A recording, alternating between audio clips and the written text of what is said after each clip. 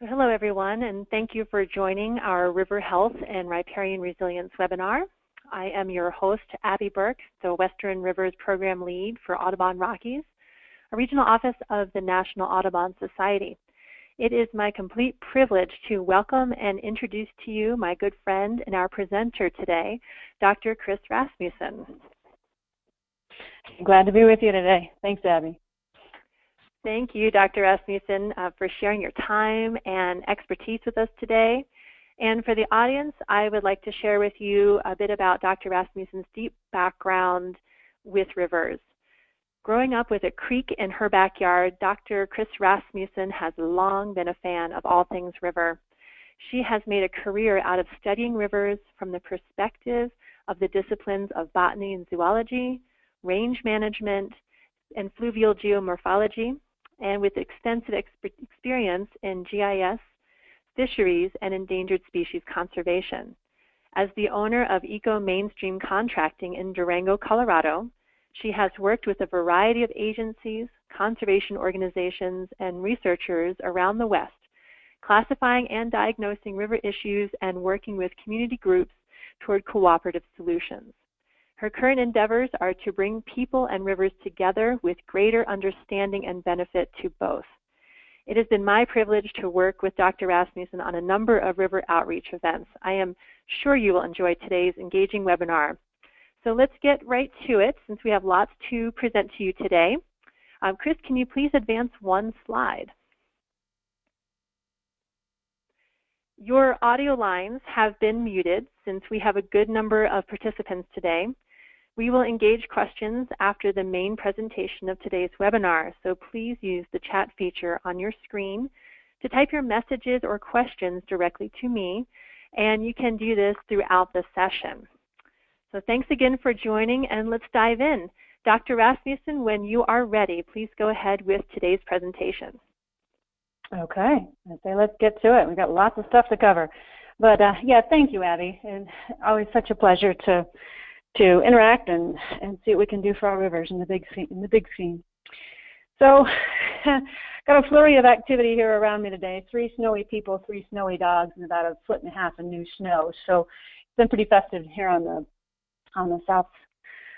southwest side of the San Juans. But so we got a bunch of material to cover today, and one thing that what I'm most hoping to have you guys get out of the lecture today, or out of our time together today, is to have you see rivers a little differently. And it can be a pretty daunting view. Oh my gosh, there's so much going on, and how do we do it, and how can we move forward? So the other thing that I'm hoping that you can get out of today's lecture is what you can do, what we can all do, and how the different actions that we take actually can make a difference in the river. So with that, what I would like to present to you today is the idea of build it and it will come. Starting with the physical form and function of rivers. We're going to be dealing with small to large rivers, several different sizes, and all of the photos that I'm showing you will be at low to moderate flow. So kind of put some sideboards on some of the imagery and some of the theoretical that I'm going to be telling you about. Within that context, I'm going to be showing you a bunch of different river processes and the component parts of rivers from the perspectives of brown and green and blue, which we'll launch into very shortly. And also from that context, we're going to talk about climate change, some of the predictions coming in, how those things are likely to hit our rivers and hit our communities, and talk about resilience. Instead of so much about restoration, going backwards, we're starting to look forward substantially more and talking about resilience instead of restoration. So I'll walk you through what that all means.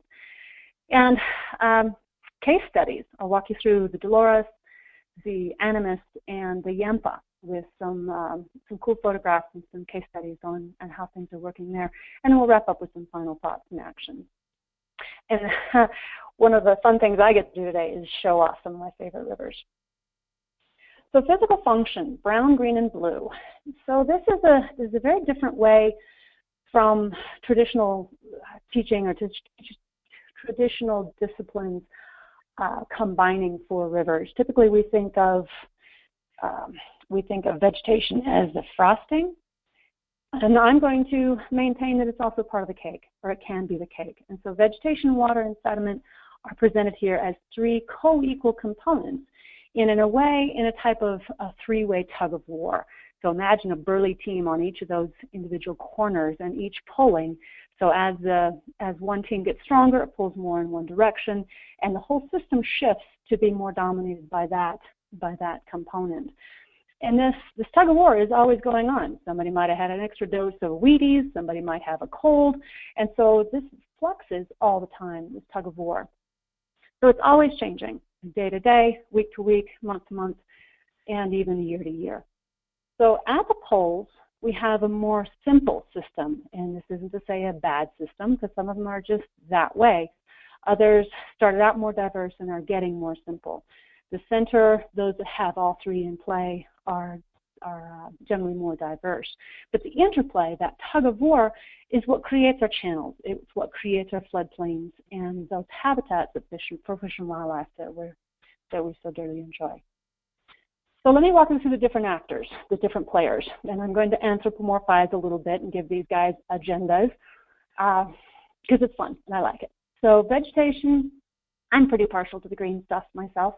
The water and the sediment definitely support everything, but the trees, the shrubs, and those things that make it nicer to sit on the banks and eat lunch. So vegetation has two primary functions in a riparian zone. One is to slow water with the actions of the stems, and the other is to hold soil under the ground with the roots. Wood is an interesting actor in that it can do both. It will both provide roughness as the water is careening down the hill. It provides places turbulence, and behind that turbulence, with that turbulence, the sediment can drop out. So it's a really important actor in dissipating energy, and it also backs up soil. So when you think about what does a creek look like, or what does a river look like that is very dominated by vegetation, think Yoda's swamp. Think poor Luke Skywalker stumbling around in this place where there's lots of vegetation below, lots of vegetation above, lots of vegetation below in terms of roots.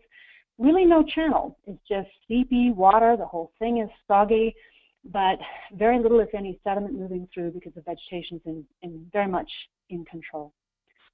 We'll see this in meadow systems. Now this one has a channel, so the water is moving through, but it's in a very confined place, and that's a very, very efficient channel. And you can imagine as the water comes up, any flood flow that's not right in the channel is out in the stems of the sedges and rushes and is very quickly slowed down, and then sediment drops. We can also see that in forested systems. This is an alder system on the coast of Oregon, and these are placed by Oregon Department of Fish and Wildlife for that purpose. Often we see a lot of large wood. These were placed intentionally for that purpose of slowing the stream energy and also holding the soil that's there. We'll also see it in shrubby systems. And again, you can imagine as this floods, maybe in response to a summer convective storm, it goes out and over the floodplain, the water gets slowed down in a hurry and the sediment will drop out. So the second actor that we'll talk about, sediment, is often very unsung. When we talk about rivers, often we see the green, we see the trees, we see the shrubs, we see the water and its clarity and what's going on. We don't often talk about the sediment. And it can be, well, it is a huge, huge player in many rivers. And sediment's agenda, if you will, is to fill in channels. Now it can do this, I'll show you, mostly through mobility, and it will actually move the channel side to side. So for a sediment-dominated system, think dune. Think lots of sediment, lots of very mobile grains where the channel can be one place one day, another place another day, very limited capacity to grow vegetation, and the channel is kind of at the whim of the sediment as it moves through. So one example of this is our Menta Canyon down in northwestern New Mexico. And a lot of our streams look like this down here. It's just a very sediment-rich place for a variety of reasons. But you can see where the channel would be in one place one day and another possibly with an event the next day. Another example of this is the Yampa River, not too far from where we put in on the Yampa trip with the Audubon this last summer. So here's the Yampa on the bottom. here's one of its bigger tributaries, the Little Snake River, and you can tell the little ranch roads. So as for scale, these are just little 2-track roads out on the pastures and on the farm fields. You can see just how much sediment is cruising through here, and where one of these channels may carry more flow and less the next day. So very, very diverse, or very mobile channel beds. All right, so let's talk about water. Water is a little simpler in that it just wants to move everything and create a deeper channel and just send it all downstream. Think flume. This is the outflow of Glen Canyon Dam. And remember playing with the hose as a kid, and back in the day when we still washed our sidewalks and driveways with a garden hose, you can move some dirt. You can actually get some things washed out and send it on downstream. So think Yellowstone Canyon. Think some of our tight canyon reaches where anything that can be moved is moved. Now, this is a shot on the Green River where not much happening on the banks. There's really no sediment sitting. If it's possible to set it downstream, it's gone. So those are the poles in some of our western rivers. But there are plenty of rivers where all three are dominant. All three are present, but none are dominant. So some examples of these are the Arkansas River in southeast Colorado. You'll see, again, these are all at lower flow. You'll see the sediment, you'll see some water, you'll see the vegetation on the banks. Similar for the Upper Rio Grande in southwestern Colorado, and again for the San Miguel in southwestern Colorado. So that's kind of what we, in our mind's eye, we imagine what a healthy river is supposed to look like, and often you'll find firms that will design these rivers to look like this and found themselves in a tough spot a few times because that's not really what the river looks like. So none of these are where it has to be, but these are the different states where it might be. And studying the river's background, history, and settings, it's really important to know where it sits. So it's hard to unplug my brain as I'm driving around the West, and it's difficult for me to not see rivers this way anymore. But the biggest question I ask is, who's in control? Is it vegetation? Is it water? Is it sediment? And why? What has happened? Has that changed over time? Does it look like it's been that way forever? If it is changing, which is always changing, when does it change? And what are the big changes? Is it a big event?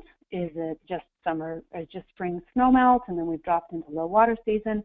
And if it changes, how much does it change? Is this a big, substantial departure from what we have known it to do? And the other idea is back to that tug of war concept.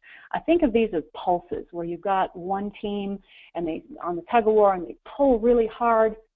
How long can that pull be sustained? Is this something that can last for hours to weeks before the pulse will relax and other forces can take control again, in hours to weeks in case of a flood that we will see? Or could it be years to decades in the case of sediment? And I think of sediment inputs kind of like a pig in a python, where you may have a big pulse of sediment come in from a landslide or a failed culvert, or something has slipped and put a bunch of sediment in the river main stem. And in that wad, essentially, that bolus has to move all the way down the river system. And you'll talk to fishermen who will stand on the bank of a river and say, there used to be a great fishing hole there. It used to be deep and clear and clean, and now it's a riffle, because we'll have that big pulse of sediment moving through the system. Now with vegetation, that one's kind of the startling one. Vegetation can dominate the system for months, and it may dominate the system for millennia.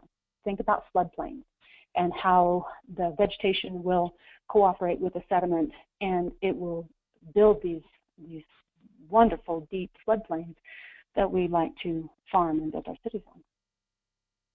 So thinking about brown and green and blue and how that changes in space, where it changes in space, we call it classification.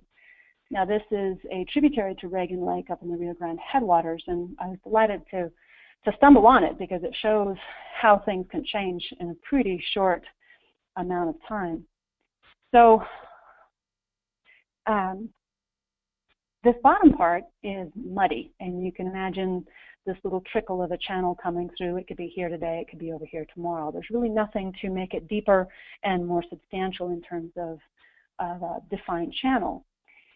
And then you move upstream a little bit, and that was going to be sediment dominated. So look up a little farther upstream in this little log that's crossed over, and you'll see what we call a head cut right here. And where the water falls from a higher elevation, drops to a lower elevation, has a lot of turbulence on the bottom, it will mobilize sediment, and we call it a head cut, and it will essentially dig backwards and unzip this meadow. But that's where water is dominant. It's pretty small space, but in terms of the length of the stream, but you can tell it makes a huge difference. And then on the upstream side of that is where vegetation is dominated. And so we zoom in, and as you walk across this green patch, which I did, my feet were wet for the entire length of it, the entire width of this little swale, where there's no channel. There was no visible sediment accumulated. The water is just trickling through, so very much vegetation dominated. Now we can also use this lens, this brown and green and blue, to watch change over time, or monitoring. So this is the upper Colorado, near the Utah-Colorado border. And this is where it goes from Westwater Canyon, which is a very narrow one, down here at the bottom. These are repeat photos. So down here at the bottom is the very top of Westwater Canyon, which is very narrow. And then Ruby Canyon, or Ruby Valley, which is up here, very, very wide. So this chunk of this little piece of the river channel is very fluvially active and a great one for photos to demonstrate what I want to show you. So over time, now these, I have to put in a plug for another work that just finished. This is incorporated into these photos and some others, and a whole bunch of information about the Colorado River in Utah. We just turned the report loose this last week, conservation planning for the Colorado River in Utah, and it's coming through Colorado Mesa University out of Grand Junction with the Ruth Hutchins Water Center. And so a lot of information on the Colorado conservation planning. So that's where this comes from. So what we're looking at here is change over time, because the Colorado River has taken about half of Denver's water comes from the Colorado River. So they have to pump it over the top, and most of the water they get is from the spring floods. So 1950, which is when this first photograph was taken, you see the channel coming through. These are all about the same time of the year where it's all low flow. So the channel is here. You see these great big gray patches, which are sediment, basically exposed sediment. The darker gray and closer to black, that's all vegetation. So you see that in 1953. Not very many of the dams were built yet. There were some, but they were smaller. The big ones had not been put online yet. So then you go to 1979, and you see about the same amount of coverage of water, but quite a bit less in sediment. And now this is a false color infrared, so the vegetation is pink in this one, the sediment is white, and the water is blue. So then you go from 1979 over to 2010, and all this time we have been pulling more water, we've been truncating more flows, and the water has been used over on the other side for cities, for the municipal water and for agriculture. But you see in 2010 just how much of the sediment is now occupied by vegetation. It's pretty substantial. So change over time. Now some of these transitions, this tug of war, we'll talk about a couple of those. So they can be impressive. This is a little ephemeral wash. It's a big basin, but very, very dry, down in Canyonlands, which is now part of the new Bears Ears monument just on the outside border of Canyonlands is now Bears Ears, Lockhart Basin. So I was supposed to have a phone call with this fellow, and he was stuck on the other side of the basin, couldn't get back across for this kind of flow. So this is when blue is boss. So in this case, it's awfully brown. But when the water goes down, we can see some of what has gone on. And as a geomorphologist, the floods are impressive, but I want to go out afterwards and see what's happened. So sometimes we may see one of these big head cuts that has moved through. And sometimes those head cuts can be pretty deep. This is me. Tularosa Creek in New Mexico. Now, talking about the vegetation, sediment, and floodplain building, you can see where this had been floodplain for probably thousands of years before it had downcut. So another example of this is the Rio Blanco in San Marcos, Texas. This is the flood, I think it was spring of last year where 13 people died in this flood. Now this is standing on the highway bridge looking downstream at the Rio Blanco River, and you can see these large established oak trees, and this red mark shows where the scour was from where the high water was. This is looking downstream. So this is going from a fully vegetated tree, forest, floodplain to not that anymore, pretty sparse. But looking upstream of the same highway bridge, you can see where all the sediment has been deposited. So it looks quite different up here too. You can still see the down trees that are washed over. Now this is a little less dramatic, but no less important. Now, these are the feet by Harry Hugestegger, who's the coordinator down at the South Coast Watershed Councils. And this is a new bar, a new gravel bar on the coast of Oregon, where you have alder seedlings and willow seedlings and grass seedlings all throwing elbows to see who gets to dominate the system. And in a similar vein, this is Canyon de Chelly. It's a photo by Dr. Reynolds. She's now with Forest Service. And we see where this sort of thing has happened on these sediments, but it's happened all the way across this wash, what used to be just a sandy wash, and this is Russian olive that has encroached and taken over this floodplain. And you can see the old ribbon of cottonwood trees that used to be the margin of the sandy wash. Now, it doesn't look like this anymore. They've gone in now and done a bunch of Russian olive removal work. So, okay, well, let's change gears. Let's talk about climate. And this is tailored pretty much to the upper Colorado Basin, and each region will be a little bit different in some of the particulars. But overall, with the planet being hotter, more energy in the system, the temperature is higher, so it can carry more water. We can get it from the oceans to here. Hotter and drier, as the air is warm, it can hold more. And sometimes we'll even get more precipitation. It's kind of all over the map. So in general, we'll be getting more rain in spring and summer and fall. We're getting potentially less snow depending on where that snow line is when we're getting it as rain rather than snow. And as rain falls on warm ground, it's more likely to evaporate off. So essentially, we may get less stream flow in some of these places. Longer and deeper droughts. California is familiar with this one, so is southern New Mexico and southern Arizona. And also violent precipitation. We're going to see some more of that down here in southwestern Colorado. And, for example, they had a U.S. Fish and Wildlife Service, a pair of crews out doing sampling for endangered fish on the San Juan. And they had one of these big convective storms that hit a tributary to the San Juan. One of the crews was below the tributary junction. The other crew was above the tributary junction. The crew below on the San Juan, their boats got tumbled. It spread gear everywhere. Thankfully, no one was hurt. The crew above didn't have any problems at all. So these violent storms can be pretty impressive. Now, NOAA, the National Oceanic and Atmospheric Administration, has been doing some work on what can we expect. And they've been working with Mountain Studies Institute here in Durango and Silverton to try and apply that locally. And the phrase they have coined is feast and famine. California, again, comes to mind with this one, especially in light of the articles we've seen, the news stories we've seen in the last couple of weeks, where they've had such hardcore drought for the last several years. And, subsidence and changing agricultural patterns, a lot of problems that come with drought, fish and wildlife in trouble.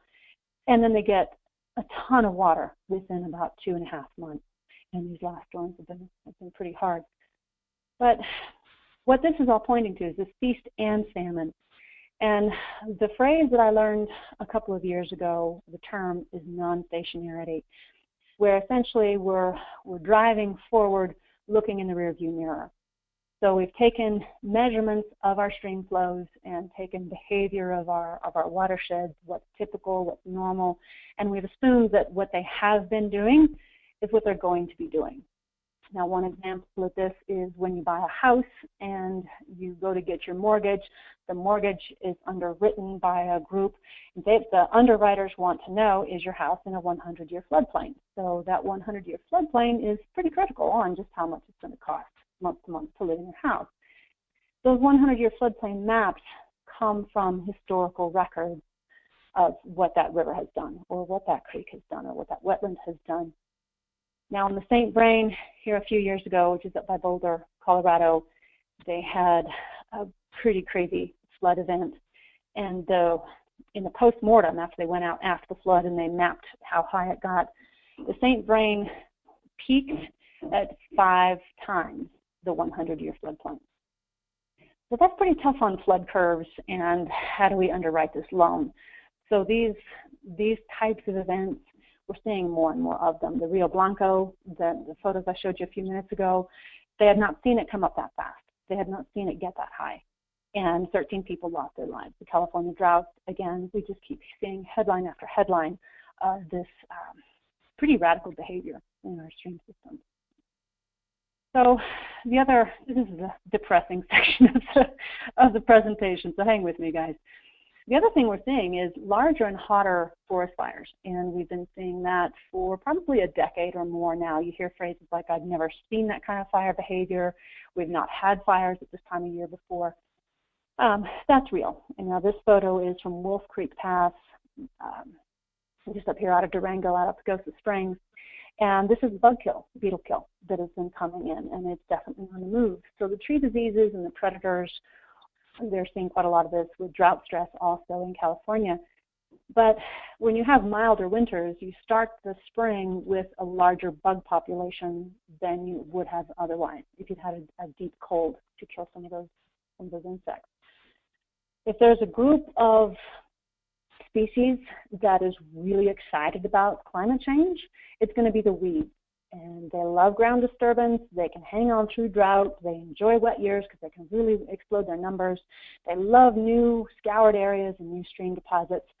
Now, here I'm talking mostly about weedy plants, but the same can be said of weedy birds and weedy fish, where those species that are better adapted to change are likely to do very well in climate change. So some of those things that we need to be aware of. Now, infrastructure risks, excuse me, again with those extreme events, it's one thing to pay attention to the averages and what is the average doing, but we have to plan for the extremes. We have to plan for the extreme droughts, and we have to plan for the extreme feasts, if you will, of water. So in South Carolina, the event they had, I guess it was last spring, there were 36 dams that failed in one single storm, in one event.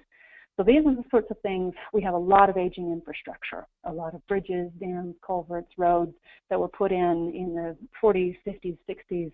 The dam that my folks live just downstream of, was put in before 1900, and it's been built up since then. So a lot of aging infrastructure. And this is desperately important for our communities and our rivers. And again, you add that on to the non-stationarity of they were built in a different climate regime. They were built in a different stationarity averages. So some things to keep in mind. So all that said, what does the word restoration mean as we're moving forward into stream management, and how do we improve our rivers? How do we make them a little more resilient? How do we better get them prepared for what's coming? So restoration is backward looking. It's restoring to some point in the past. And a lot of places we can't get there from here, either based on population or based on new climate regimes. It's going to be very difficult. So the industry is moving more towards resilient thinking and focusing on how well can a system withstand disturbance? How well can it hold its own? Is it covered in shrubs? Is it covered in trees? Does it have a good variety of age structure and age types? And is it or how resilient is it? How well can it bounce back after disturbance? Now, one thing that will challenge that, this is one portion of the Dolores River floodplain, which has a bunch of knapweed and a bunch of tamarisk on it, both of which are pretty tough on resilience.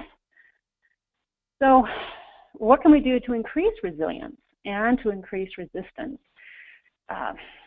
Two big things, this slide and the next one. The first is to think messy. Most of the things that we do to river systems as humans is we make them more tidy. We make them cleaner and more attractive to our eyes. And that means a single channel. That means take the wood out. It means make the the vegetation simple on the side and clean up the trash, basically. Well, for resilience and for resistance, messy is much, much better. So we're talking about secondary channels, nothing better than beaver dams up in our high altitude valleys to get water to infiltrate into our aquifers and our floodplains and flow water.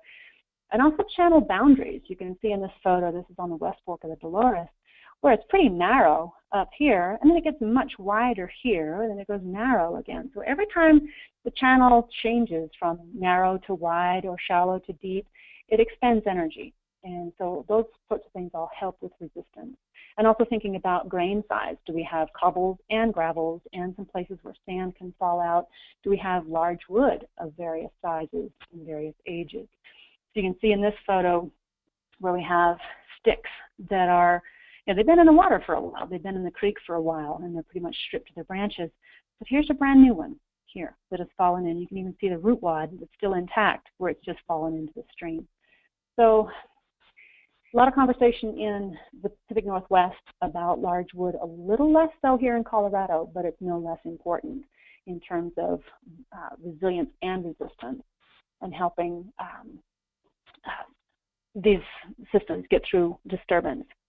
A quick reminder, if you do have questions, please fire them off to Abby, because I'm curious what you guys are thinking about this as we go. So in addition to think messy, also think diverse. And this is about the vegetation and the structures that we see on the floodplain. So this is on the Animas River, upstream of town a ways. But if a system is capable, how many different kinds of structural components? Do we have shrubs? Do we have trees? Do we have herbaceous? Is it covered in grasses and sedges? Is it capable of supporting woody vegetation? There are some that just aren't. If they're very soggy, if they get a lot of standing water, I've seen groups, very well-intentioned, subject woody species to slow, painful deaths by putting them in the ground where it's just too soggy for them to maintain.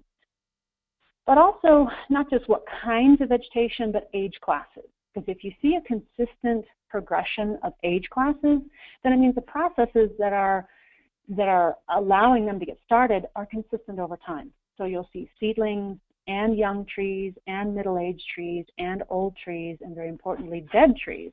So that source, that supply of large wood is fairly steady. And so I'm using trees as an example, but that's also important for shrubs. How are they moving through, or do we have more shrubs growing? Is there room for them? And the processes that sustain them. So resilient communities, I've used a couple different examples. This is one in Colorado also, Fountain Creek, downstream of Colorado Springs. The Fountain Creek has been the recipient of some pretty rowdy events. The Waldo fire up above Colorado Springs, also the Black Forest fire, followed by Manitou Springs floods in 2013, 2014, and 2015. So again, thinking about that pig in the python idea, where this slug of sediment from these fires that's moved by these floods is now moving through. So you can see where I think it's Overton Road has been washed out. It's gone, and so they've had to reroute the traffic through here. And also this road, Pinion Road, the bridge is gone. So thinking about our bridges and roads, our water supplies often are diversion structures for municipal water supplies. We're built on an older event regime. We're not, and that may not be the case anymore, especially our dams. And also drought-tolerant industries. If you think about how thirsty alfalfa is and how demanding some of these crops are that we grow, is there a chance to dial that back a little bit? And for this, I'm really hopeful that the state of Colorado will keep moving forward with developing industrial hemp as a possible crop, because it's much less demanding in terms of water, in terms of pesticides and herbicides. It's a pretty amazing crop. So some of those drought-tolerant industries or drought-tolerant crops we need to be looking forward to. And fire risks interact with all of the above and making sure our headlands are as protected as they can be, well prepared. So let's go look at some more pretty pictures after that. Let's walk through some case studies. We're going to do 3 of them here, the Dolores, the Animus, and the Yampa, and look at them through the lens of the brown and the green and blue, and what are the different pieces doing on each of these river systems. And this is one of my favorite spots, San Miguel in southwestern Colorado, one of those other undammed rivers that are just beautifully intact. So the lower Dolores, this is McPhee Reservoir. And from the late 1800s till 1986, the river was essentially dried up for irrigation withdrawals. The reservoir went in, I'm sorry, the dam went in fairly late in terms of other western dams.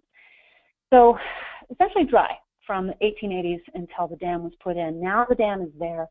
The river below does have summer flows, but much lower high flows, and some years none at all. Actually, most years none at all that is kept in McPhee.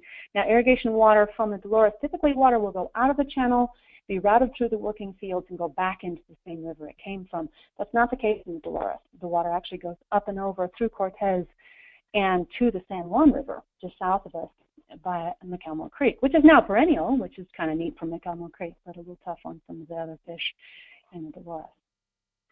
So some of the effects that we're seeing on the Dolores, you'll see where some vegetation this is just downstream of the dam on this leftmost image, where awfully cobbly, awfully rocky, indicates there's quite a lot of energy there, but it's growing grass, it's growing vegetation, it's not being scoured nearly like it had been. This is a confluence with Disappointment Creek, where this comes out of the Mancos Shale, which is very fine sediment, has a lot of heavy materials, heavy minerals and metals in it, pretty hostile. So in those cases where the Dolores is low and there's an event in the Disappointment drainage, we can actually have fish kills in Dolores based on Disappointment Creek inflow. And back to this idea of weeds. So some of these wider floodplains that have been used for agriculture or used heavy for grazing, we have an understory of knapweed or some unfavorable herbaceous and an overstory of cameos. So some of what's gone on the Dolores with the placement of the dam and with artificially low high flows and artificially high low flows, the vegetation is really strong in this basin. So there's been a long-term and intensive alteration of flow. I heard one geomorphologist call the lower Dolores sediment constipated. The vegetation holds it so firmly that the sediment just isn't exiting the system as it once did. So the channel is substantially narrower and simpler than it has been. So this is down near the Slick Rock Reach, and you can see how well vegetated, armored, essentially. Now these are willow, these are native plants on site, but you can see where it's really narrowed down. That causes problems for native fish that like to off-channel the backwater places to rear, causes some problems there. So a lot of work has been done on the Dolores. Most of it has been in terms of fixing green, taking out tamarisk, planting cottonwood, a lot of tamarisk removal. The primary problem on the Dolores is not about green, it's blue, and blue is tough to fix. So let's switch basins. This is the Animas, just outside of Durango, upstream from Durango. And so Animas is an interesting basin. So there are no main stem dams. There are 2 that are off-channel, one that's up high and one that's just outside of Durango, where they actually pump water uphill and to fill Lake Nighthorse. So there's a lot of mining in the headwaters, has been for, gosh, hundreds of years, at least 130. Most of the tailings were dumped straight into the river until the 1930s. Now they have big piles. There's acid mine drainage out of a lot of these, some active, mostly abandoned mines. The mid to lower reaches from Durango to Farmington, they have some pretty serious E. coli pollution. There are quite a few withdrawals for irrigation and Lake Nighthorse, and a lot of oil and gas development as you get south of Durango also, which translates to a lot of roads, huge network of roads, and a lot of sediment that's been turned into the creeks. So if you haven't, you should.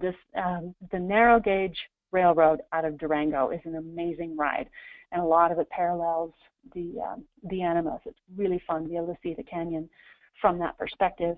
So flowing from the north to the south, it comes out of a really tight basin, opens up wide, and a lot of the sediment that couldn't drop through the narrow canyons drops here, and you can see how much open sediment there is. There are active gravel mines in there also, so that makes a difference in how much active sediment you see. Just downstream of that, though, you see where the channel narrows into this little winding, fairly uniform width channel. So up higher, we get up into Silverton, and this is the Animas River over on this side of the basin. And you see this orangey channel? That's Cement Creek, and this is where the Gold King mine spill happened. Now notice we see the orangey color. This photo was taken in 2011, well before the Gold King mine spill. So 3 million of acid mine drainage and heavy metals came down in a rush, but this has been going on an awfully long time, up to 100 million gallons per year out of this one mine. And if you look overall through the state of Colorado, 230 mines have acid mine drainage, and within 2 days, you can have the same volume that was released from the Gold King mine spill at once. So it's a little strange to think about it, but with brown and green and blue, the processes are intact, and for the most part, in the Animas. And ultimately, it's more fixable than our other area rivers. The biggest piece is the contaminated water coming through, which may or may not happen based on an article I read in the Durango Herald this morning about the threats to some of the EPA funding. So we'll see how that one plays out. And then moving on to the Yampa. So this one is up in the northwest Colorado. It's the largest undammed river in the upper Colorado Basin. Still has plenty of irrigation, plenty of land use in the upper portions. The bottom flows through Dinosaur National Monument and is well protected. So thinking about blue domination, this is one of the canyon stretches. This is on a trip that the Audubon sponsored. Oh my gosh, if you get a chance, you should go. It was a beautiful, beautiful 5 days. And through the Yampa and then drop into the green. So you can see in this one, anything that can be carried away is carried away. You see very little, if any, essentially no bank vegetation. It's above where the scour line is, and that's about it. But in the moderate and the wide reaches, you see lots of brown. You see lots of pockets of brown. And remember back to that photo I showed you with the Yampa coming in and so much sediment. But without a dam to inhibit some of that sediment, this moves through and it finds places to live. So you can see how big this deposit is. These are people. This is another rafting party over on the other side of the sandbar. But what these do is they provide backwaters where the water can warm up, and these are really important for gravid endangered fish. For example, a razorback sucker may find one of these backwaters and the water is warmer, the metabolic rate comes up, they finish nourishing their eggs, and they blaze back out of the backwater, head upstream, and spawn. And these backwaters also function as places for the fish, the young fish. As they come out, they'll drift along the margins of the creek, eddy out into some of these backwater places, and they'll hang out there and eat and grow. So we've lost a lot of these secondary channels, backwater habitats for fish, and that's one of the reasons our native fish are in trouble, warm water species.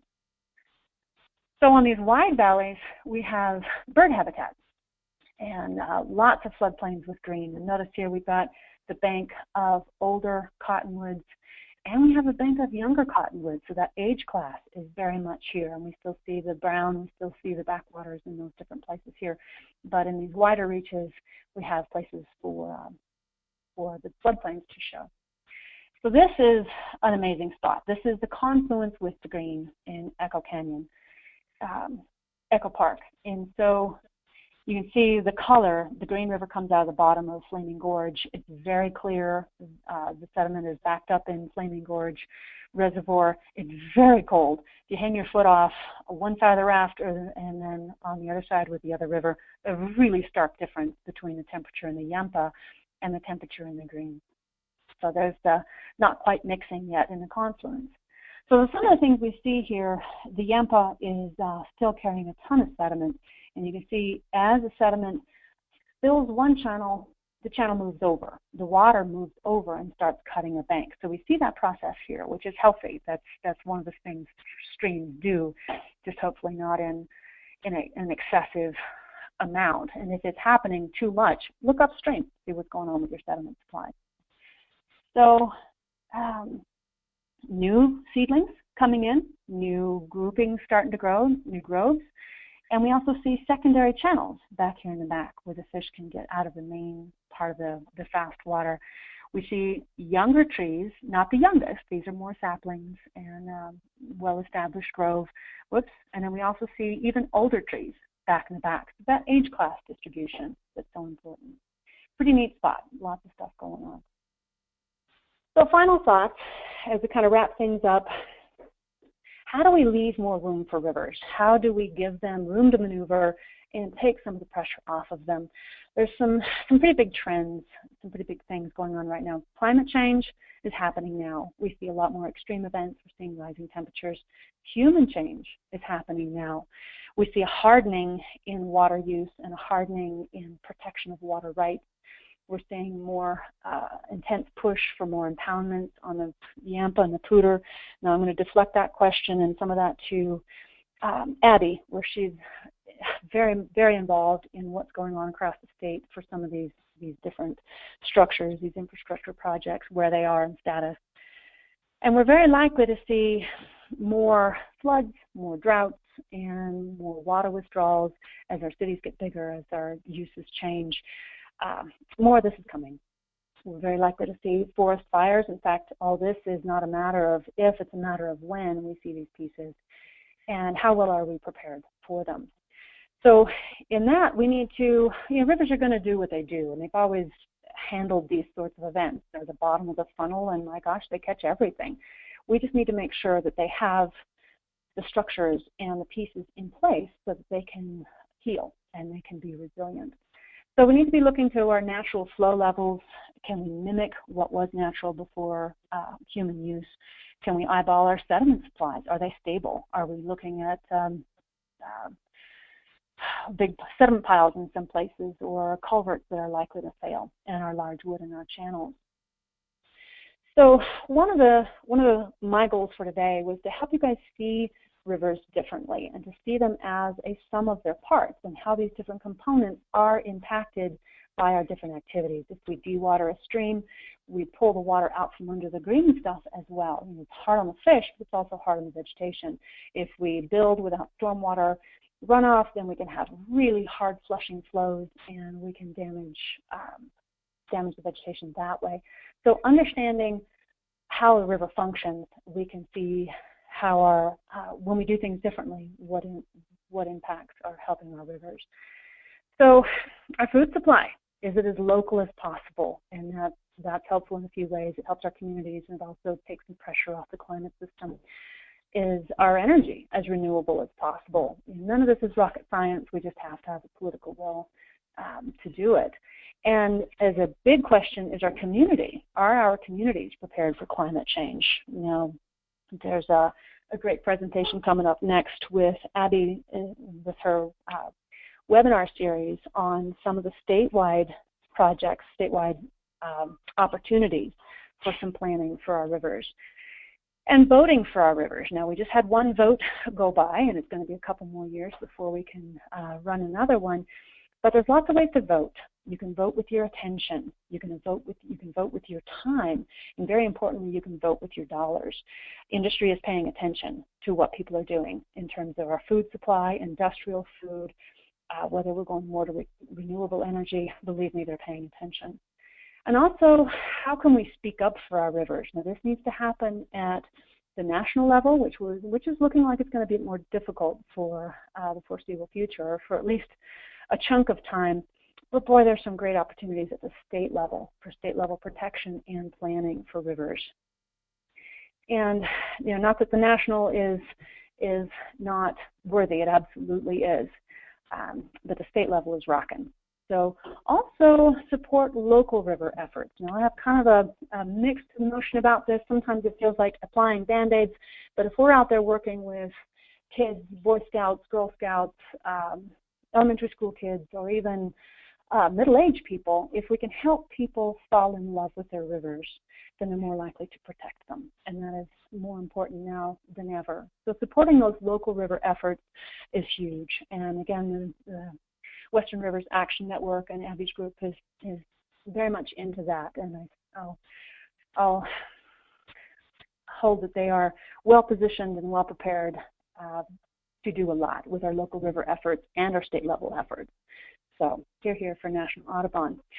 And with all that, I am happy to take any questions and comments. Well, Chris, thank you so much for your presentation. I always learn so much every time I listen to you, and I just enjoy the different pathways and tributaries that you provide also for people to get engaged and to make a real difference.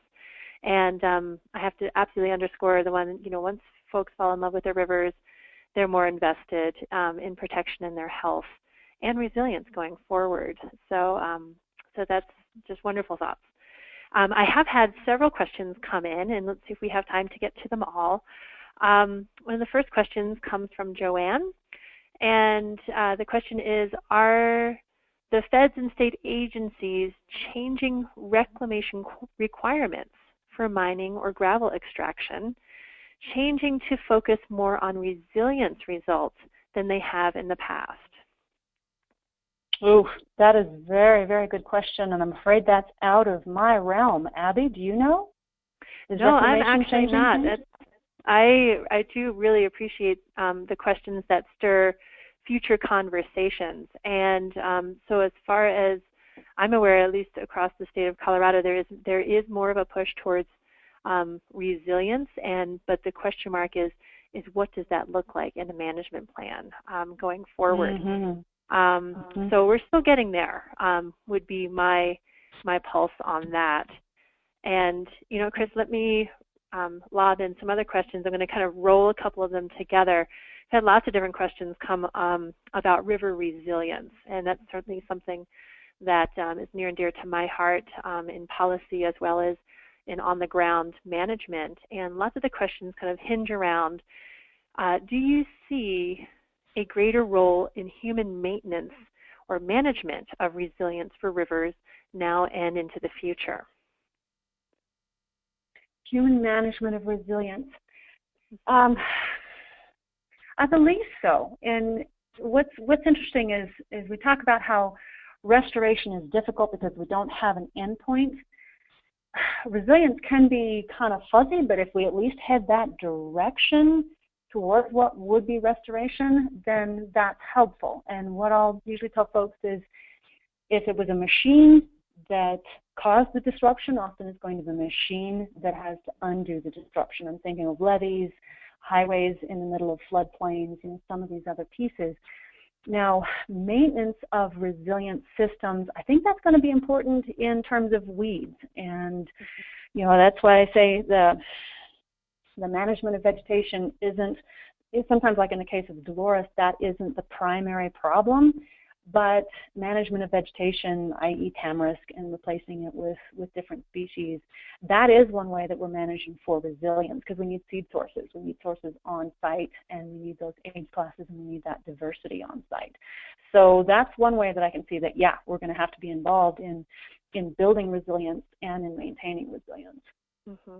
Absolutely. And to roll in also with resilience, several questions have talked about the heavy alteration of flows and high levels of diversions in rivers across the West, of course, including Colorado as well. And it seems like those questions are hinting around resilience as a man-made or a man-made management plan in these more handicapped rivers, if you will, when they're the flow is not to the natural hydrograph. Do you have any comments on that? Mm-hmm. This one came very, very clear to me when I was standing on the banks of the Rio Grande, probably at least a decade ago, where the river has probably 200 dams in the upper watershed. And so it has levees, it has things that have tightened the river down. But once you're within that levee system, the river is beautiful. It has secondary channels, it has a full comportment, it's got age class diversity, all these things within a much narrower range. And so I kind of think of our rivers that way, is we're not getting rid of the human population. We don't stop needing water for our cities and for our agriculture and for all the things that we do. It's just a matter of how do we manage within that? How do we operate on less water, but still manage to have a healthy river within that? So that's that. How can we make more room for rivers? Part of that is how do we manage so we have some flexibility, those drought-resistant crops, and back off so we're not on the edge of not enough all the time. Mm-hmm.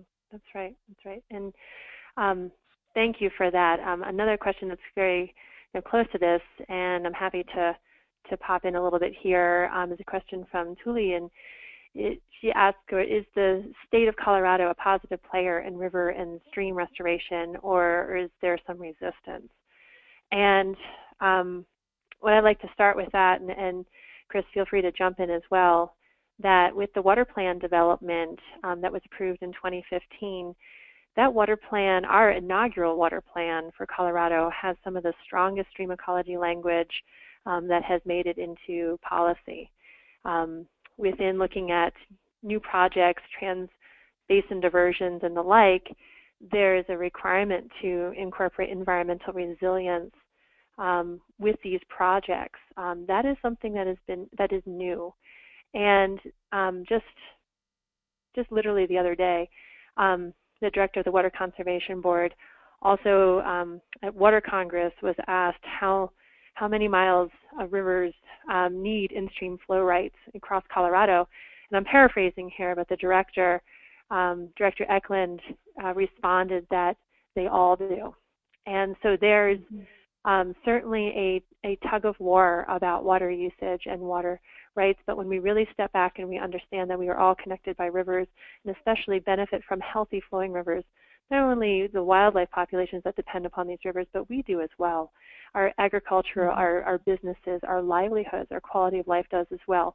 And this is a perspective that I have seen rising higher in the ranks within the water policy world. So it does give me some hope, but it's something certainly that we need everybody's participation and vigilance as we go forward to continue to provide for rivers as they need more room, as Chris so eloquently puts. Well, I think it's important to remember our perspective in the state of Colorado is we supply water into five major river basins. So talking about beaver dams and how they're up in the watershed and they're holding cool, clear water. Well, we are that for a lot of the states that we supply water to. So the more we can do with the state of Colorado to keep the water cleaner, to do our best to promote quantities and keep it healthier, that just benefits downstream. That's correct. Absolutely. Absolutely. There's always somebody downstream. And, and absolutely. But we're getting close to time right now, and I want to just take a few moments and wrap up. If you do have further questions, please feel free for emailing either myself at aburke@audubon.org or Dr. Rasmussen at EcoMainstream@gmail.com. We are happy to entertain your questions and always help to connect folks to their rivers. And I want to take a moment and thank Dr. Rasmussen for all of her work in preparing for this great webinar and her work on behalf of rivers. And Chris, if you don't mind clicking one more time, please. And I would like to extend an invitation to you, if you are not already a member of Audubon's Western Rivers Action Network, to join. It's a great way to stay informed on future webinars, collaborative engagement opportunities, volunteer on the ground, wetland and restoration projects, and so much more. And also, you heard Dr. Rasmussen mention that she floated with us on the Audubon Rockies 2016 Yampa River trip with oars. And I'd like to extend an invitation to you to come on our 2017 Green River trip through Gates of Lodore, June 12th through the 15th. If you're interested in floating with me and my executive director, Allison Holleran of Audubon Rockies, and learning about river ecology, riparian birds, fossils, Old West lore, and just having plain old-fashioned good river time fun, please email me as well, and I'd be happy to pass along more information and registration. Registration deadline is March 15th.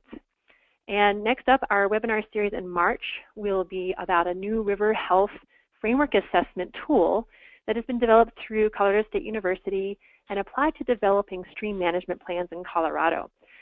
This two-series webinar presentation will take us on a deeper dive into a user-friendly and science-based approach to assess river health and to also take advantage of the stream management plan kind of goals, measurable goals and objectives in the water plan, stating that 80% of all priority rivers and streams will have a stream management plan within by 2030. And so that's a very ambitious goal, and we're going to need to all participate in that. So please join us in March.